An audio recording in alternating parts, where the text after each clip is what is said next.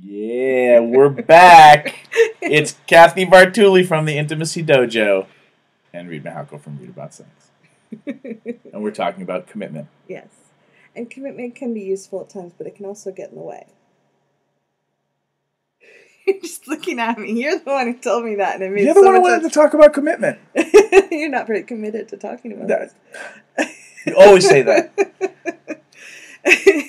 So your thoughts on commitment? Well, I grew up, I was taught that you make a commitment and you stick with it no matter what.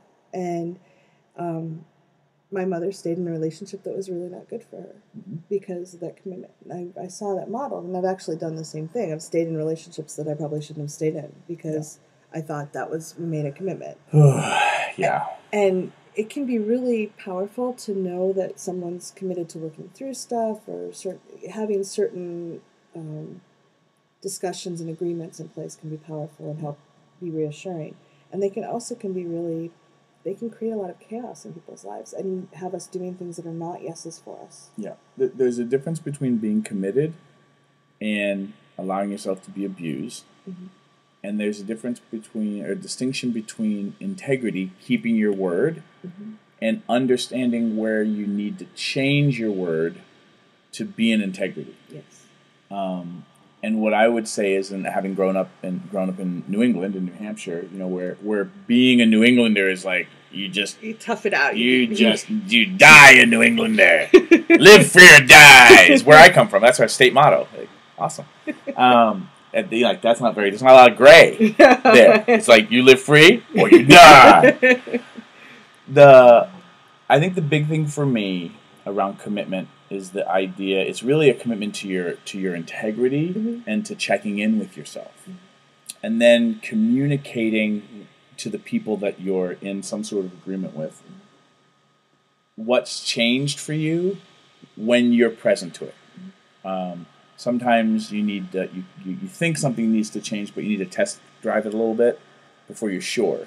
And that's not being out of integrity. That's just getting more information. But the idea, especially in relationships, that we're going to measure the success by duration, by the length of how hard we stuck it out, We're married for 50 years and we hated every minute of it, but we were successfully married. But that's real. Yeah. Like that's how we were trained, yes. Right? You're going to declare a major in college and graduate with that major and work at it for the next 40 years, whether you love it or hate it. Yeah, and now life is less about survival and getting the next crop, through the drought. And now, happiness is a part of the equation, which is kind of confusing because happiness isn't always about steadfastness. Right. And you need to be able to balance that with some sort of ability to be committed and continue to choose what you're going for, even if it's tough. Yes.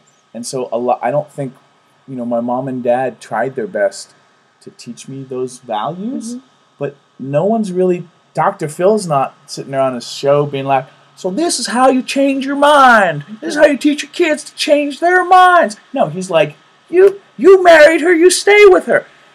That was my bad Dr. Phil impersonation. Sorry, Dr. Phil, if you're watching this. But the idea, like the cultural messaging is shifting, but no one's starting to talk about it. Yes. And so looking at what feels good for you, what doesn't feel good for you, and then being able to speak up and talk about it to the people that you're in agreements with, that alone for most people is like a black belt level communication technique. But that's what we need. And if you want to be happy, if you want to be have integrity with yourself, feel good about yourself, you need to start developing those muscles to be able to communicate like that, even when it's scary. And it is frightening, and it can bring so much depth to a connection. All of us have gone out with friends where we could kind of tell they didn't want to be there. Yeah.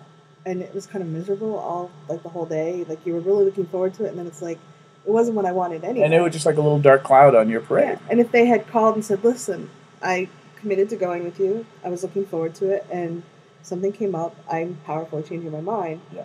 Both of you could have had a much better day, and you would have had more depth in the relationship, more connection. Yeah.